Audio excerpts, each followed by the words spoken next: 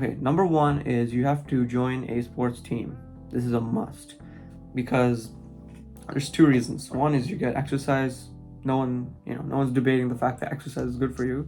But the second reason is that you get familiar working out in the gym. And this is important because if you're an adult and you've never worked out before, and especially if you're self-conscious, it's very hard to actually go in and have a productive workout session because you're always worried about what other people think of you. You don't know what to do, and even if you're motivated, it doesn't help if you don't know what to do, right? You don't know what exercises to do, what workout plan to follow, and you sort of get past that initial learning curve. You get past that initial barrier to entry to the gym by joining a team sport because they tell you what to do and they help you do the things properly. They help you learn proper form, learn things like which exercise targets which muscle group, and RPE, volumes, sets, reps, etc., all those things. And later on when you're an adult, you already know all those things, you know how to use equipment, so you don't have to worry about looking like an idiot using the machines or whatever you're using. So that's number one, join a team sport. Okay, number two is read books. So it's kind of a weird one for me because I actually got through the entirety of high school looking up summaries for every book that I was assigned. But that's the thing, read books that you like, not the ones that you're assigned, okay? So in high school, usually the books are extremely bland, like what was Mrs. Dalloway. I didn't read a single page of that book.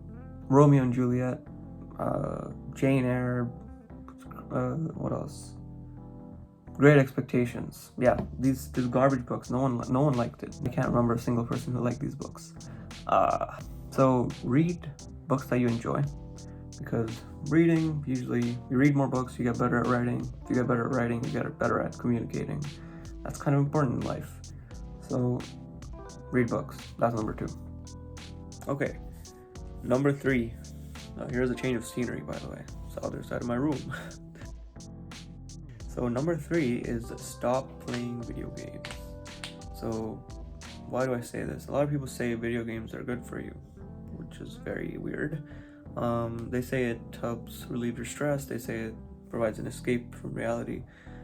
That's not a good thing. High school is the transition between childhood and adulthood, right? You become 18 by the time you graduate, and playing video games is not a great way to spend that time, because any sort of transition in your life is a very important period of time. So spending that time in the virtual world, distracted from reality, is not a great way to prepare yourself for what's coming. Because when you're an adult, you face today's problems.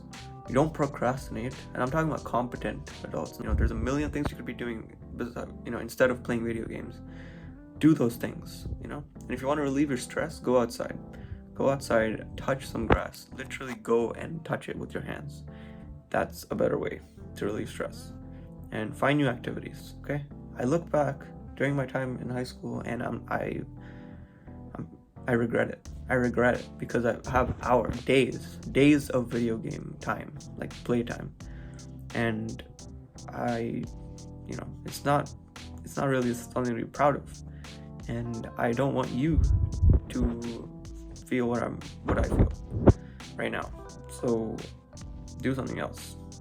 And yeah, so that's number three. Stop playing video games. Okay, number four is get a part-time job. So this is very important as a high schooler because you're gonna learn responsible spending. You're gonna learn, when you're spending money, you're gonna be thinking to yourself, I worked this many hours to make this money, so I can't just throw this money away. So that's number one, promotes responsible spending, and that's very important to have as an adult, that mindset, right? And second, you're gonna learn how like bank accounts, credit cards, debit cards, savings, interest, like all these things, credit score, all these things, how all these things work. And when you're making a steady source of income, you're gonna get a level of financial literacy that's above anyone who's just reading books about money, right? Stepping into the game, getting your hands dirty is, it's going to teach you better than anything else. Okay, and once you've actually made money, you can, if you're interested, you go into stocks, investments, etc., and get your hands dirty with the stock market. That's Another great skill to have to develop as a high schooler, because anything you do in high school, to be honest, it's very they're formative years. So if you start developing the skill in high school, you're going to be very proficient as an adult. So that's number 4, get a part-time job. Okay, so number 5 is finding your forte. So what I mean by that is find something that you're good at. So the easiest way to do this is explore, right? Dip your finger in a bunch of different activities and clubs and see which one's meaningful, because you don't want to be committed to too many things. It would just be a waste of time. So initially do a bunch of things to find that thing that you value, right? It doesn't have to be one thing, but the list of things that you pursue has to be small, so you get good at them. If you have too many commitments, you're not going to get good at any one of them, right? So keep that list small. Then there's really nothing else to be said here, just practice, right?